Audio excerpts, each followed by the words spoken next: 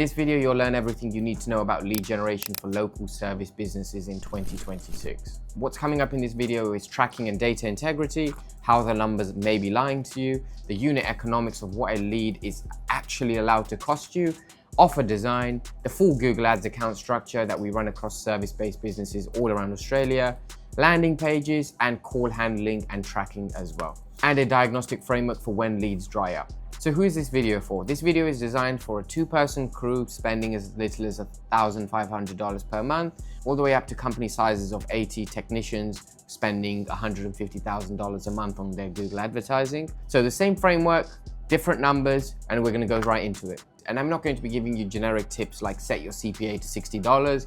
I'm actually going to show you how to derive the right numbers for your business, because every single business has a different job value, margins, and capacity. So we're going to go deep into tracking those numbers and figuring out what are the unit economics for your company.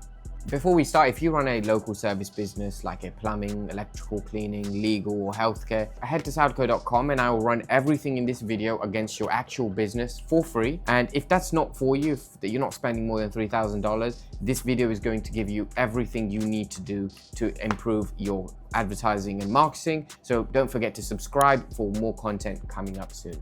With that being said, let's dive in. So lead tracking and data integrity. The most common bottleneck I see in service-based businesses is not their ads, it's data integrity. Data integrity always begins from lead tracking. Without proper lead tracking, data integrity, we cannot even have that discussion. So let's kick off things talking about lead tracking. Lead tracking involves form submissions, calls, offline tracking, what happens off of the advertising platform, segmentation of leads who are first-time callers or return callers, or who have called you previously the same day but now are calling you back to actually confirm the booking. Once we have lead tracking, which we're going to dive into even further, then we can have the discussion about data integrity, ensuring that the tracking maps up to what is shown in your bank account at the end of each month. So I'm going to give you guys an example of something called a loop story. So now we have the key main lead tracking sources, your form submissions, your calls, your offline, and your segmentation of these kind of audiences. Let's have a quick discussion about data integrity. None of this means anything if these inquiries were job seekers, they were suppliers, they were existing customers, they were repeat customers, or it was you clicking on your own ad, or it's someone calling you and they rang the competition. So let's have an example. We have 50 inquiries. These 50 inquiries, 20 form submissions, 25 phone calls, and 5 offline events, tracking events. What I see lots of businesses doing is if they get 50 inquiries at a cost per lead of, let's just say $30, they're assuming they can spend $1,500 to generate 50 inquiries for their business. That's wrong. In reality, what we should be tracking for is, out of these, let's say 10 calls were qualified, is what was the number of qualified leads that fit within your location, your ideal customer, and they have the budget, or they're not asking for a quote over the phone. Let's say a qualified lead fits these 3 criteria for you. In that case, out of the 50 leads, we've only had 16 plus 5, so we've only had 21 qualified leads. So the truth is, instead of 50 inquiries, we only have 21 qualified leads. So let's do the numbers backwards. If you've spent $1,500 for 21 qualified leads, it's about $70. So in reality, your cost per lead was not $30. And this is where lots of businesses that we work with keep focusing their time and effort. They come to us to improve their cost per lead and cost per result. But the actual metric that matters and is responsible for the revenue for your business is CPA. What did it cost you to acquire a real paying customer? This number is great. Lots of businesses make decisions based on what's the CPL, how much more do we need to spend in order to get more inquiries and leads to generate more money. But that's the wrong number. What are you currently spending to get a customer who's going to pay you $1,000, what does it cost you to get that customer? In this situation, in this example, it's cost us $70 to get so let's replace that to marketing qualified lead, MQL. $70 to get a marketing qualified lead. So we've begun with 50 leads. We went down to 21 marketing qualified leads. And let's say out of those, 10 convert into customers. So what is the CPA? What did it cost us to acquire this customer? As you know, we spent $1,500 on ads. We generated 10 paying customers. None of this actually matters. The only number that matters is what it cost you to get those 10 paying customers. So it's simple. 1,500 divided by 10 is equal to $150. So what are the only numbers that you need to focus on in your business when optimizing for your business? Is how much did it cost you to acquire a paying customer? So it's $1,500 and it costs us $150 to get one paying customer. So now we've gone from ensuring that lead tracking is accurate, and I'm going to quickly dive into how we ensure that these numbers are actually accurate. So pay attention. Form. So a form submission should only count when someone actually clicks the button and actually submits the form. So they've filled in all of the detail in your inquiry submission, they've answered all of your questions, they've clicked the submit button. Once that submit button has been clicked, it will fire to your Google tag, which will fire to your Google Ads. The moment the button is clicked, and the button can only be clicked once all of the details, the mandatory fields, have been completed. So let's say there's 5 questions, someone answers 4 of them, and then they click the submit button. That should not count as a conversion because they have not completed all of the mandatory questions on the form. So ensure the fields that you need are mandatory. Once that has been clicked, that will fire to Google tag, which will let Google Ads know someone has come from your ads and has submitted a form submission. Very basic, very amateur. You can contact someone on fiverr.com to set up a basic form submission. Next one is phone calls. This is where 80% of businesses are tracking this completely incorrectly. What they are currently doing is they're tracking for phone call clicks. Clicks. Wrong. Phone call clicks is not what you should be tracking for as a business owner. You should be tracking for first-time caller, and call duration, let's say more than 30 seconds for this example. This is what a call tracking should be for you. For example, a lead on Google Ads for a phone call should only show once they have called you as a first-time caller, so the number has not shown up on your system before. And the second criteria is that phone call has to have lasted more than 30 seconds. Why? This will ensure that your data integrity is more valid. Let me explain. If someone has called you under 30 seconds, most of the time it's because you could not service what they were looking for, or they were out of your area, or they were looking for a job. Most phone conversations under 30 seconds, you would disqualify because they usually do not fit into your target. They're not a target qualified customer for your business. From experience, phone calls that last more than 30 seconds or last more than a minute tend to have signs of a qualified lead because a discussion is happening and there's opportunities for a booking to happen. So in order to get proper call tracking, number one, you need to have a call tracking number. You can use platforms like CallRail, WildJar. Most of the time, we will not even take on a client with our agency if they do not opt in or choose to go with a proper call tracking system. And the reason we don't like to work with companies that don't want to track their calls properly is because it reduces the data integrity. If you just optimize for call clicks, it could show 20 clicks, right? But at the end of the day, 20 people that clicked on your phone number, maybe only 14 of them actually came through and had a phone call because some of them hung up before it even rang. And then maybe another 7 of them, the phone call lasted under 30 seconds. At the end of it, only 7 calls were actually qualified. So how would we know this if we do not have a call tracking system which can tell Google Ads straight away, it's a first-time caller, it lasted more than 30 seconds, there you go. That's a conversion on your Google Ads. These two companies, excellent tracking with your Google Ads. And they would assist you most likely as well in this setup, which we provide for our clients, complimentary call tracking. So if your number on your website is, let's say 1300 156, you would have another number 1300 120 650. And this phone, when someone calls this, it will be redirected to your main number anyways. Customers don't know any other way. So your organic website would still show your main number, the 1300. Call tracking. So we've gone into the apps that you can use, Wildjar and CallRail. If you mention our agency to Wildjar, for example, they should give you 1 or 2 months for completely free. We don't make any money from this. However, I'm recommending their product and service because we use this for every single one of our clients. Reliable, works, good support. That being said, let's talk about dynamic insertion.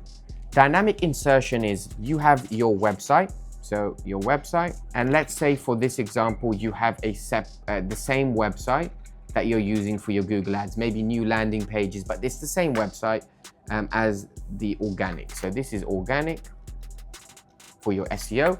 And let's say the number on your website is 1300 256 120.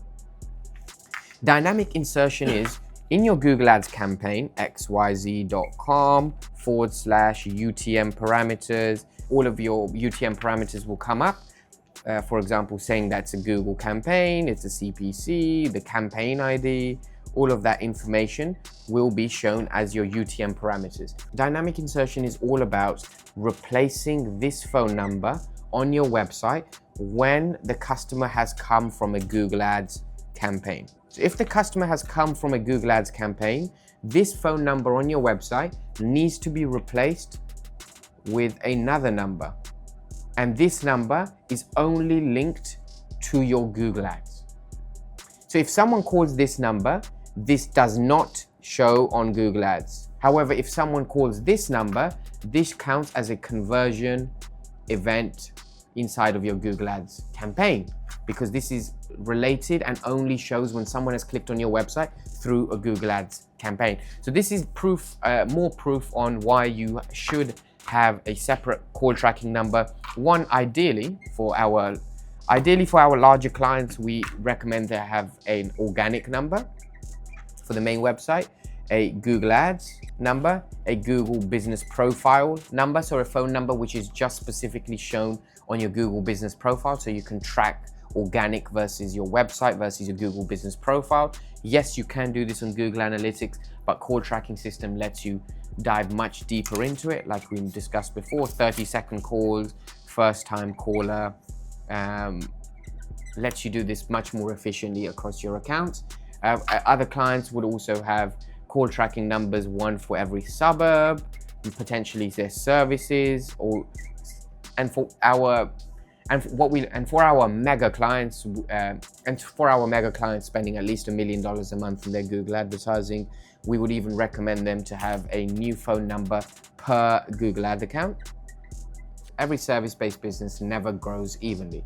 There's always one bottleneck, and once you solve the bottleneck, there's always another one that happens to appear out of nowhere. And growth in your business is all about solving those bottlenecks one at a time. Every single one of these arrows is a link. It's a conversion link. Every single one of these arrows is an opportunity for a lead to be lost. An opportunity, your whole conversion, let's say $1,000, to how much comes out at the end of revenue is all based on how many times do your links break. How many times, what is the true bottleneck of your business? Each of these, so there's 1, 2, 3, 4, 5, 6, 7, 8. There's about 9 different arrows here showing 9 different bottlenecks that your business could be experiencing. Let's talk about each of them in detail. What's the conversion gap? Every single one of these arrows is an opportunity for a leap in conversion rate. Let's talk about spend to impressions. So you've spent $1,000. Let's say you're assuming 10,000 impressions from there. How do you get more impressions with the same spend? Or maybe one month you've noticed your impressions have dropped to 5,000 with that same ad spend. Impressions is directly attributed to the keywords that your campaign has. The more keywords you have, the more impressions your campaign will have. The more impressions your campaign has, the higher chances of more clicks on your campaign. However, a very important mistake lots of business owners make is they're always focusing on impressions like it's the be all or end all of their business. The reality is impressions do not matter. Let's give you guys an example. There's business A and there's business B. Business A spends $1,000, so does business B. Business A only got 1,000 impressions.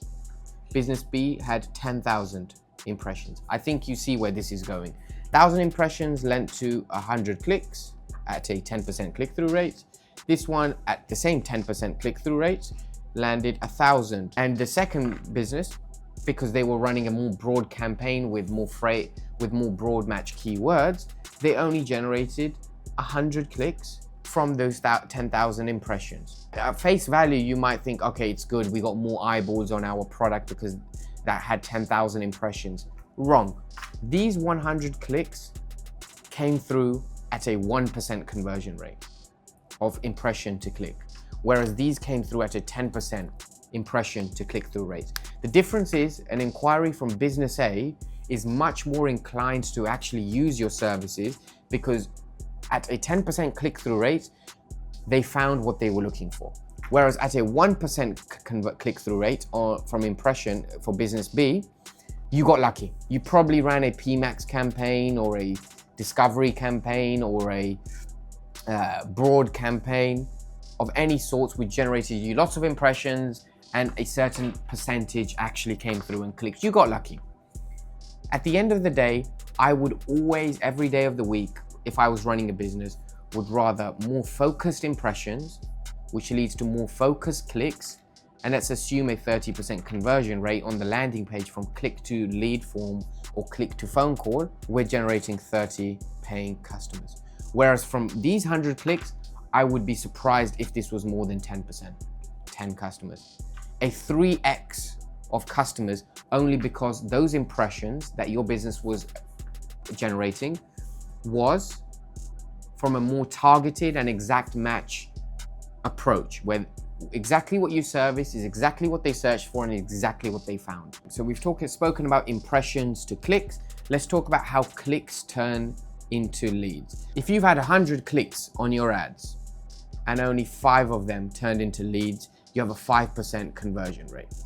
If you have 100 clicks and 20 of them convert into leads, you have a 20% conversion rate. So you would assume all of our time and effort should go towards improving the conversion rate. But the answer is, and yes, you are right, we should be focusing on improving the conversion rate. But how you improve your conversion rate on your landing page is what no one will ever tell you. So let me break down how you actually get more conversions with the same number of clicks. So let's not talk about why this business had a 5% conversion rate. Instead, focus on what you need to do in order to get the 20% conversion rate and remove the bottleneck from click to lead. If you have a basic landing page, these are the essentials that you have to have, and it's very simple to execute and you can do it right away. You have to have a phone number, and ideally that's floating. A floating phone number is always visible on your website in the bottom right on mobile and desktop. So anyone at any moment's notice, if they do not want to fill in the form, they can just call you. That brings me on to a form. Every page. Every single page on your website should have a form at the top, at the bottom, and it's important to make sure that these forms are exactly the same throughout your website as much as possible. So when people come on your landing page, on your home page, and then they go to your contact page, the forms look the same, your webhooks are the same, your tracking is the same. So there's no data loss so you're not making decisions based on incorrect assumptions. For example, the contact page is not converting as well as the landing page, potentially because your contact page has more questions, which means less people are filling in the form. To ensure you have a phone number, a form, photos, videos, and reviews. We love installing a reviews widget on the side of our client's website, which when they click, it opens up into a full page showing all of the reviews that our clients have generated, what their customers are saying. You can go to a platform like Elf Site, which is great and affordable, and they will give you lots of variations of review widgets that you can install on your website. So in order to remove the bottleneck from click to leads, it's very simple. Your landing page sucks, or your landing page is not motivating them to fill in the form or give you a call. So make it easy for them. Don't hide anything. Make sure every single page on your website has a form. Make sure every single page on your website and landing page has a phone number. Once you have done those basic metrics, you will see an immediate uplift in conversion rate from the next day. So unit economics. What is a lead allowed to cost? A reason why I'm mentioning this is because it's probably something that you've never actually thought about, your agency has never discussed, or as a business owner, you are basing it off actual feeling. So there's two sides of things. Match up with your business goals and objectives. So here's something called the job value waterfall. In our agency, whenever we have an onboarding process with a new client, we always go through the job value waterfall process. So let's take an example of a plumber. And let's say the average job value is 500 bucks. Let's say it's a local cheap plumber. So the average job revenue was 500 bucks, $500 revenue. We're going to subtract the cost of goods. So let's say that's $90. Staffing cost, let's say even if you are the staff or you're the technician on the road, let's say that at $140. Let's say fuel, vehicle, tax, etc. That will cost you, let's just say $30 to get to the client site with your vehicle tax and insurance as well per job. So now from the $500 revenue, it's actually costed us $260 cost to deliver. So your cost of delivery of your service is now $260. And most business owners don't actually know what the cost of delivery for their service actually is. They know the revenue, they know the profit, but they don't know what the actual cost of delivery is for their business per service. Now let's walk it backwards. You generated $500 in revenue. It cost you $260 to deliver, which means it's $240 in profit, gross profit. And from that number, we now need to calculate with that $240, we also need to subtract the cost of advertising, which is why I've kept this stage till last. So out of the $240, let's say we want to calculate how much it costs you to acquire that customer. So let's say a lead has cost you 30 bucks and you have a conversion rate of 1 in 2. That means 2 leads you convert into 1 paying customer. So that would be 60 bucks customer acquisition cost. That's what it's cost you to acquire the $240 in revenue. So it's cost you $60 to generate $500 in revenue or $240 in profit or $180 in bottom line margins. So if you want to generate $180, spend 60 bucks, out of the machine, $180 comes back out.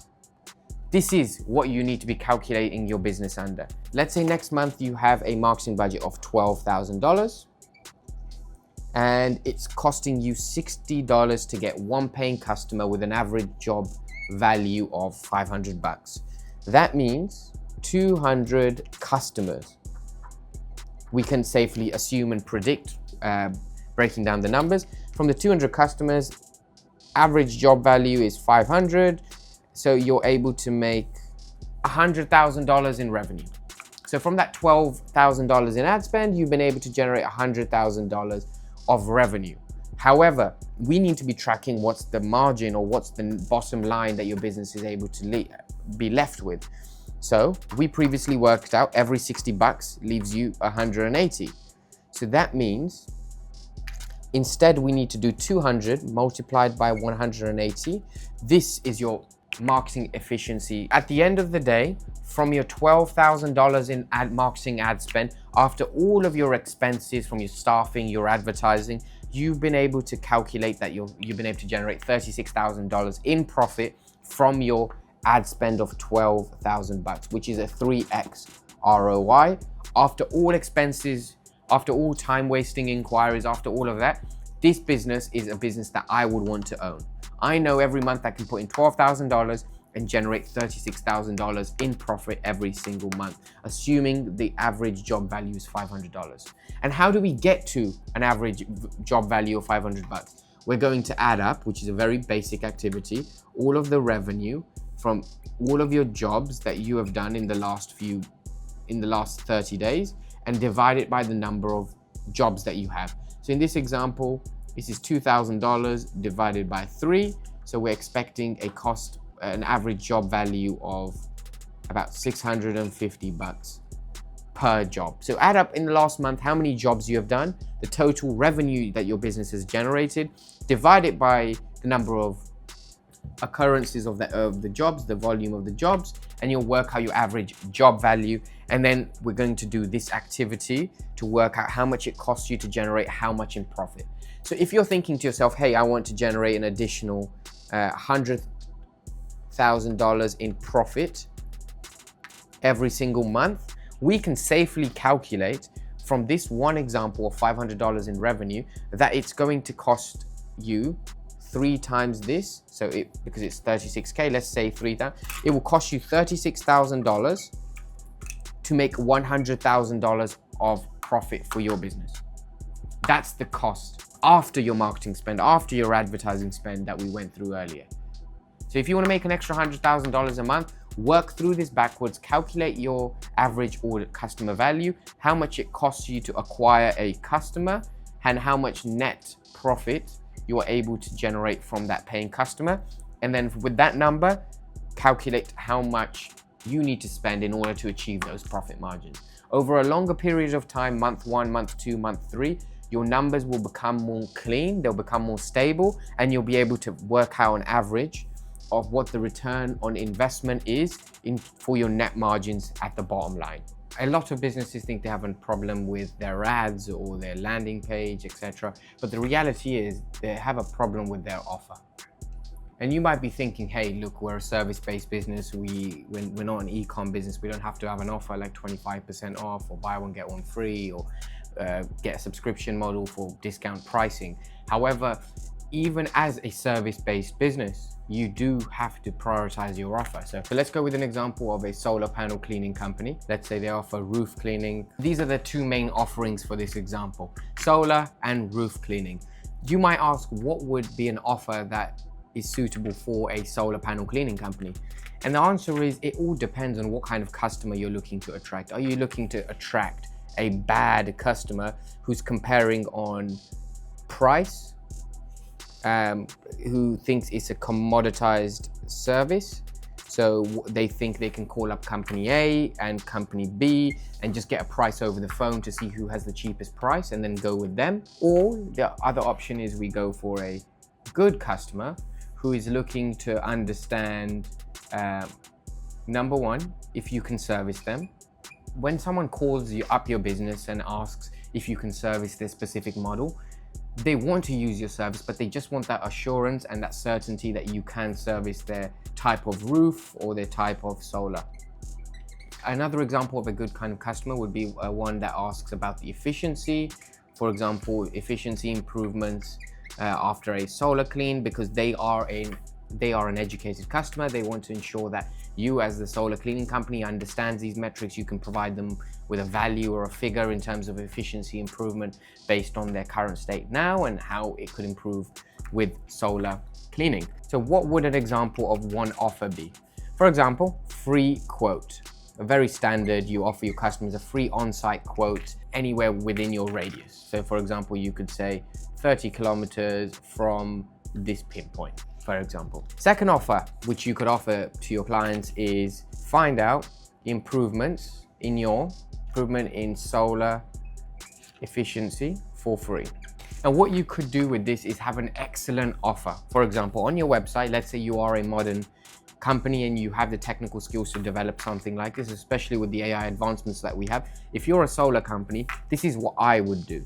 On your landing page, you could have a calculate improvements. You could show them boxes of different levels of dirt on solar panels. So 1 out of 10, 2 out of 5, 3 out of 5, 4 out of 5 level of dirt. You're going to ask them a simple question. How dirty are your solar panels at the moment? Let's say they select the option 2. And then the next page that they would see is an efficiency uplift and efficiency improvement. What is the efficiency improvement that has been delivered as a result of taking their solar from this to clean solar? Another example you could do is ask them to upload an image, and inside of the image that they upload, we can also use AI to show an image at the end of what the solar panels look like fully clean. And then we can say, go from an efficiency of 24% to an efficiency of 72% just with a solar clean, starting at, let's just say, $399. What you can do to take this to the next level is break down these numbers, 24% and 72%, to show the customer the improvement in their electric bill or their consumption and the return and benefits that they're getting from a small investment of $399 into their solar cleaning.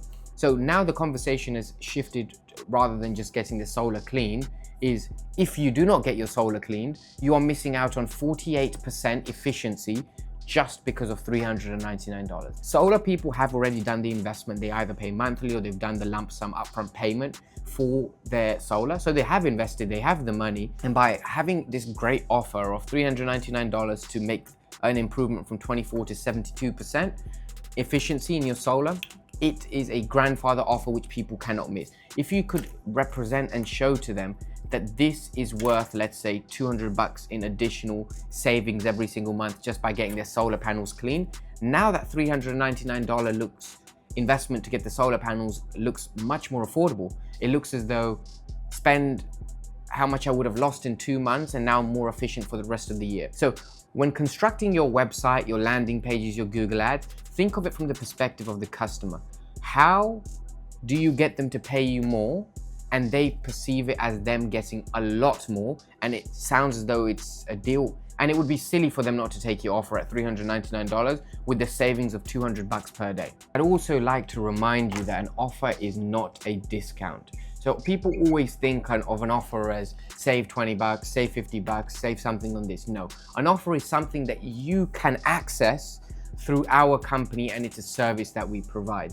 So lots of people aren't afraid of your price, but they're actually afraid of being ripped off. So let's go to the left over here. What are people actually afraid of? They're afraid of being ripped off, the place being a mess, and they're afraid of no-shows as well. So this is what your customer is afraid of: being ripped off, leaving the place as a mess, and you no-showing them. What is an offer that we can provide to your clients and your customers that reduces them being afraid? Let's go through this one at a time. So if a customer feels ripped off, they think you're too expensive or you're overcharging. How do you fix this? Price match guarantee. So what you can now do is have a written quote. So you can have writing on your website that says, have a quote, we will match it. So your offer is price match guarantee. If a customer feels as though they might get ripped off, now what we've introduced is an offer which lets the customer know that it does not matter what price we say. If you find a cheaper price elsewhere, we will price match it, which is what all of the large grocery stores now do, in Australia, Woolies, Coles, and in other countries. Every grocery store is matching their price to another grocery store so that their customers do not think that they are paying a higher price by shopping at their closest grocery store. So price match guarantee always reduces a customer who's afraid of being ripped off. Next, a mess. So when a customer is being afraid of you leaving their place as a mess, they're actually afraid of more work. They're afraid of them calling you, them paying you for your services, and then the customer has to go away and clean up the mess that you have left, the drilling holes, the dust, the paint, whatever it may be. They have to clean up the mess. What is a godfather offer that you can present to your clients if they're afraid of you leaving the place as a mess? Very simple. Leave it cleaner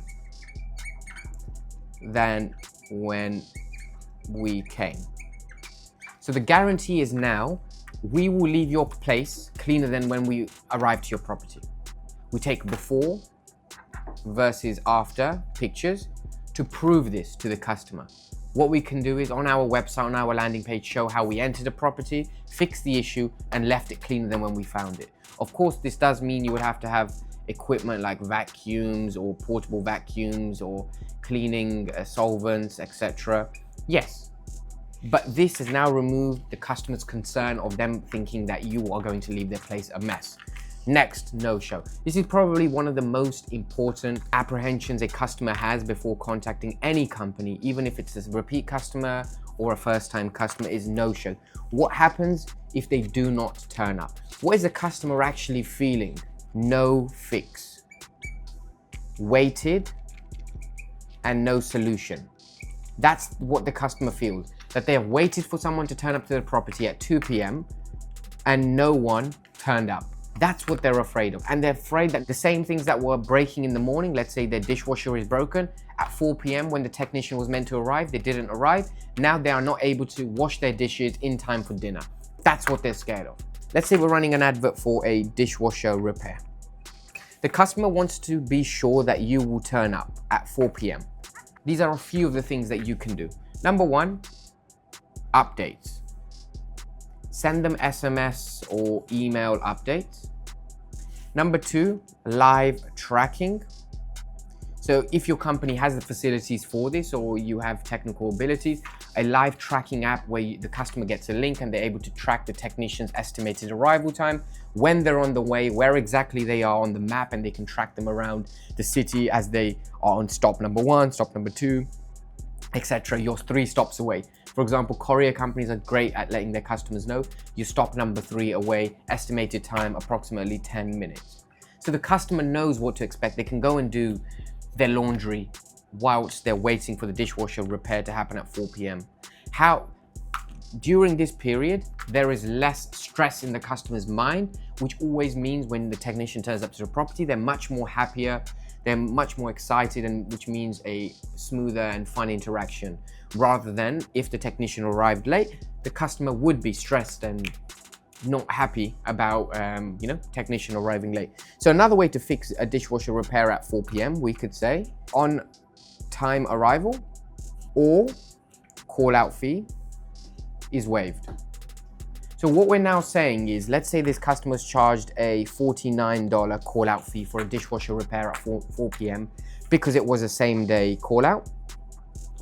The customer now has given you their money before even meeting with you, just after clicking on your website. They want the certainty that you're going to arrive on time, you're going to be giving them updates when and where you are in terms of tracking for that 4 p.m. deadline. And what happens if you don't meet that 4 p.m. deadline? What happens if you arrive at 4:05? Most customers wouldn't mind that as long as you've sent them an update. What happens if you arrive at 5:15 p.m. with or without updates? What happens then? Your offer is call out fee is waived. Your $49 is refunded if we arrive 20 minutes or more delayed. So on your website, your offer or your phone call, your receptionist can make a very clear and bold statement. If we arrive 20 minutes, more than 20 minutes after our 4 p.m. time slot, you will have your call out fee waived and refunded.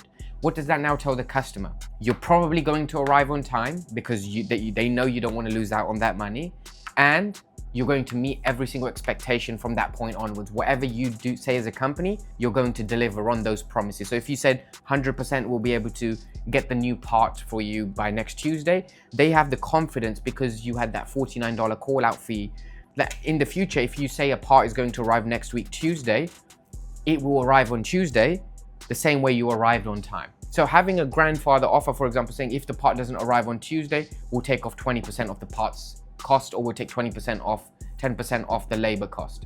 For example, the customer always feels as though they are getting something if we or you do not meet the expectations or the goals that you had set out to achieve. So let's talk about how you treat your customers depending on their speed and urgency that they're looking for. So let's say a customer is not urgent, their inquiry, they're happy to wait, and it's prefer the same day, and then we have urgent.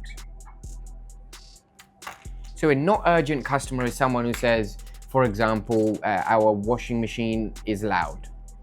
A customer who says that their washing machine is loud, and over the phone, if you've detected that they're not very, very urgent, they don't care, it's just annoying them a little bit, but they don't necessarily need the same day service. And most likely there are someone that you can detect on the phone who you would be able to send a technician out tomorrow for a free call out rather than the same day service with a $49 call out. That kind of customer, you give them two options.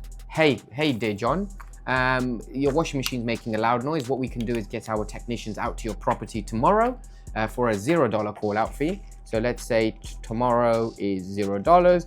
Or if it's really urgent and it's really bothering you, we'll charge a $49 call out fee and our technician will be at your property within 2 hours, for example. You've given the customer the two options available. Most likely they will pick this one, the $0 one, because it's not an urgent fix for them. So you have to tailor the conversation and give them the option where the customer now feels like they have a choice on which pathway to take. Let's go with the next example, customers who prefer a same day service, but not necessarily need it. But let's say someone's hot water system is down, hot water system is broken. That customer would prefer for that hot water system to be fixed in the afternoon so that they can have a nice hot shower in the evening. However, lots of people potentially have a shower in the morning or an afternoon, maybe they have a day off tomorrow. These kind of people, we reverse the psychology. We'll say, today, instead of tomorrow is $0 call out, and if you want it today is 49, we switch it around. Today is $49. However, if you want $0 call out fee tomorrow, it's $0. Because this level of urgency is determined customer by customer. Customer A, B, C, one might prefer a $49 call out fee, the rest might prefer $0 call out fees. That's just dependent on person to person, depending on how urgent this is. Of course, everyone would prefer the same day, but if there is a call out fee, then people reprioritize. Is that hot shower today worth the 49 bucks payment upfront today? That's a decision you leave your customers. However, we would recommend to always begin with the call out fee as a first option and as a way to accept cheaper customers who don't want to pay the the $49 call out fee. We're still giving them an option. Oh yeah, if you want tomorrow, we can do it. If it's not urgent for you to have hot water by this evening, we can come tomorrow morning between 8 a.m. and 12 p.m. For a $0 call out. Some customers who don't shower every day, or they're not urgent, they don't have work in the morning, they have work in the afternoon tomorrow, they might prefer this and they may prefer the savings. However, most people in this situation will pick the call out fee because they need that hot shower today. Urgent. For people that have an urgent problem, let's say a gas leak, and they need someone to come and detect it, validate it, and fix it, these kind of customers, you have to charge a call out fee. So what typically we suggest our clients to do, working with them for years and years, we've understood what works best for them when they're speaking to the receptionist and what works best when actually conversing with customers, what do they actually buy, is having different call out fees depending on the kind of job type. So let's say we have an A, B, C. C is gas, B is smell. Gas, they can smell it and they can hear it. And option A is they think they can smell it, not sure. What we need to do is, firstly, gas leak detection is very urgent. You have to start making your customers feel scared about what could happen. Most of the time, if you listen to your customers for long enough on that phone call, they will tell you, hey, look, I'm concerned, I can smell it, I have kids at home. Sell them the $210 call out fee, for example. If they can just smell it, hey, I can smell a gas leak, I'm not too sure, but I think I can hear it and it's from this cabinet. Hey, our call out fee for a gas leak detection is $149. Our technicians will arrive within 60 minutes. $210, our technicians will arrive within 30 minutes, dependent on location. If someone thinks they can smell it, we still want to offer them a call out fee, but we're charging less, $99. Hey, because you're not 100% sure about the gas leak, so we won't put it down as an urgent tier 1 priority call. We'll put it down as a tier 2 call. And in turn, instead of our normal $210 call out fee, it's just $99, but our technician will arrive between up to 2 hours from now to your property, and they'll give you a 30-minute heads up. What that now has done, the customer who has an urgent gas leak problem, they have still been given 3 options depending on what you detected on the phone call, how urgent it actually was. If you can detect they're very paranoid and scared, absolutely sell them the most expensive call out fee you can. If they're not so sure, you think they will wait it out, try and give them an easy entry point and still charge them a call out fee because they are still scared, which is why they are contacting you, but give them a lower entry point, a lower call out fee with a slower response time. So the customer understands why instead of 210, it's 99 hours, because instead of 30 minutes, we'll arrive in 2 hours. And maybe the customer can go and do some gardening in the meantime. We could say, hey, John, by the way, a technician would arrive within 2 hours. Is there any gardening or anything you can do? Make it fun, make it engaging over the phone, which is what customers love. Whilst waiting, time to be passed, and before they know it, someone has knocked on the door and the technician has arrived to come and fix their issue. Have different categories of ways you treat customers depending on the speed and urgency that they have, based on their problems that they have, and based on the way that the customer calls you and sounds on the phone. If it's urgent, very urgent, charge them a high fee and make sure you get out someone to them as soon as possible because they have paid that premium for the service for the issue to be fixed as soon as possible. Let's talk about something a lot of service-based businesses ask us a lot of the time, which is, should they charge a call-out fee? And I'm going to answer this question very simply based on the unit economics of your business. A lot of businesses ask us this question, should we charge a call-out fee for our service? And the answer comes down to your business's economics. So what I'd recommend is for you to pull up a piece of paper whilst we go through this activity to figure out if your business should charge a call-out fee or not. So let's break it down into business A and business B. Let's say both of these businesses have 10 leads. 10 leads, and for this argument's purpose, we're going to assume it's the same service and same everything. So 10 leads. Business A offers a $99 call-out fee for all services. Out of those 10 leads, 4 of them said no. 1 of them said, think about it. And 5 of them said, yes, they'll pay the $99 call out fee over the phone. Let's assume for this argument, an average job is $1,000. So every job is worth approximately $1,000. So in this situation, this business was able to generate $5,000 revenue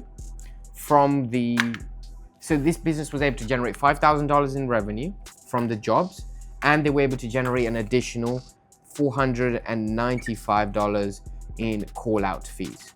So let's just say it's $5,500 they were able to generate in revenue. No wasted time going and quoting jobs for people, going to their homes and then they say reject your offer or reject your quote. Business 2, on the other hand, charges a $0 call out fee. And they had 1 person that said, no, not interested, we want a price over the phone. 1 person that says they need to think about if they can contact another company who might just be able to give them a price over the phone. There are people that want a price over the phone and it's hard to deal with them. And then let's say 8 people invited you to their house, and out of those 8 people, let's say 6 of them convert. From speaking to our clients, when you get a technician onto the client's property, they have a 45%, almost a 45% improvement in the conversion rate once they actually get on site. So out of those 8 leads, 6 of them convert and 2 said no on site.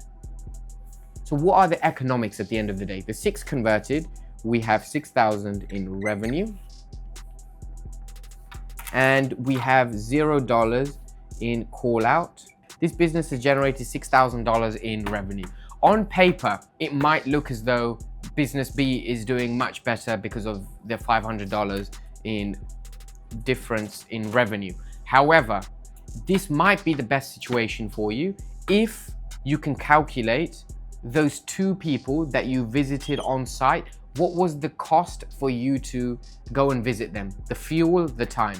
So let's say the 2 on-site quotes, they cost you $100 per hour in time, so that's times 2 hours wasted, and let's say $50 in fuel wasted, so we have wasted $250. So we're going to subtract $250, and now we end up in with 5750, which still means that by charging a $0 call out fee, we were able to generate more revenue. You might look at this and think, I don't want to go and visit all of these people, it's time that's being wasted on site, which is a great point. But you have to consider that there's always room and opportunity that when you are on site, the 6 versus the 5 people that said, that one extra person, one of these 6 clients may choose to purchase additional services, or even that one extra client, they may go ahead and purchase additional services when they're at your house. So maybe they want an additional PowerPoint installed, maybe they want a switchboard, maybe they need a report done, anything else.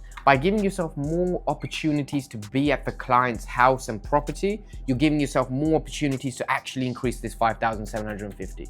This number is most likely going to stay the same. It might go up 10 or 15% depending on your upsell. However, going to that extra one property, which is about 20% improvement in the number of properties you have visited with the same number of leads, you are now 20% more likely to generate an upsell opportunity. An upsell is where all of the money lies because there is no acquisition cost for this upsell. If it costs you $100 to get a paying customer for a switchboard upgrade, that's done. But to get this upsell, it costs you $0 because you're already at the property. If you think of it in that way, it's a no-brainer that you should, when possible, go with a $0 call-out fee when possible and when feasible. That doesn't mean urgent inquiries, you shouldn't charge a call-out fee.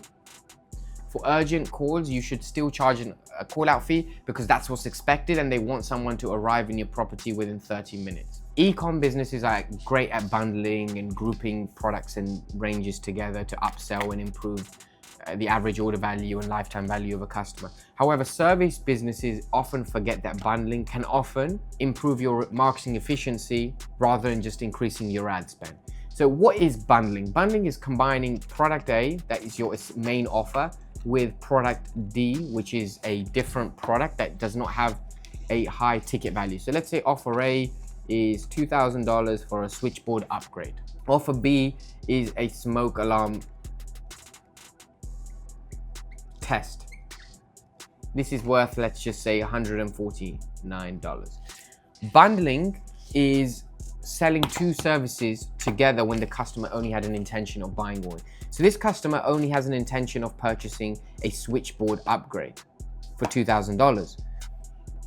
Are they very unlikely to spend 7.5% more, or what the fuck is this? Are they unlikely to spend 7.5% more to get a smoke alarm test completed? This $149 may only consume $30 of your time and materials for your company. However, that remaining $149 subtracted your $30 in hourly cost is still $119 in profit, which pays for ad spend to get more customers.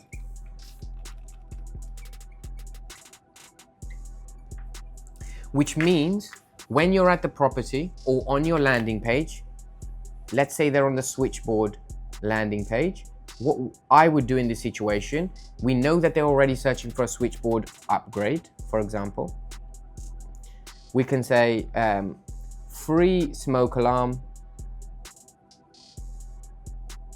check with every switchboard upgrade, or with every electrical job, whichever one it is. Now the customer, instead of going, should I go with them? They're thinking, why would I not go with them? Because I get a smoke alarm test for free. We can say value at $399 for free. We're using this to bring them in, give them more reasons why they should fill in the form or give you a phone call. But on top of that, in the back end, the margins for your business, we're actually focusing on using that investment to improve the average order value, so the AOV, and the customer lifetime value. So the lifetime value of your customer. That's what we are looking to increase. And also, this extra money allows us to go and attract more clients without spending any more money on ads. So we've essentially got double. Let me give you an example. Let's say it's customer A and customer B. Customer A purchases a switchboard $2,000 upgrade, switchboard upgrade. Customer B purchased the switchboard upgrade 2, so the same thing over here, but they were being upsold to a $149 free test. The revenue for customer A, who was not sold this upsell, they still spent the $2,000 maximum. That's what they have spent. Whereas customer B, they have now spent $2,000 equals $2,000. They've received a free smoke alarm check for 149 bucks, which in turn resulted in them getting a smoke alarm upgrade for 500, which means they ended up getting a smoke alarm installation for $500, which means your job value has now gone up by 25% uplift, only based on a free offer or bundle that you added in where it was a free smoke alarm test. So when you turn up to the property, it's not you just looking for things to upsell. Do you need a PowerPoint over there? Do you need a PowerPoint over there? No, as a part of the offer that you selected on our website, so the customer thinks they're winning, we offer a free smoke alarm check. Would you like one? The customer knows it's already included. Why not accept something that's already included in something that they have paid for? Hey, these smoke alarms are fine, but they're not linked together. So A and B, they're not linked. I would recommend going with our latest system. I can see you've got some kids, some baby prams. These ones are really good. They're really loud and wakes up even the deepest sleepers. It has deep sleep technology where it wakes people up even if they're in deep sleep, for example. Extra things. And look, what I also do is because you've been, this has been a quick job for us. Instead of our normal $800 for supply and install, we'll only charge you 500 bucks and I'll get it done within the next 15-20 minutes. Should I get started? What do you think's going to happen? Of course they're going to say yes. They've been saved $149 where someone would have come out to quote them on this, and they have someone at their property ready to do it right now. So bundle your services and offers together, bundle your upsells up front onto your landing page as a free inspection, because you are already visiting their property. You are already going to their property. Make sure the upsell has been translated to the customer that this is a free inspection that we'll be doing anyone who books this service from us. So they're expecting it. It's not just an upsell where you're just going around looking for extra things to sell to them.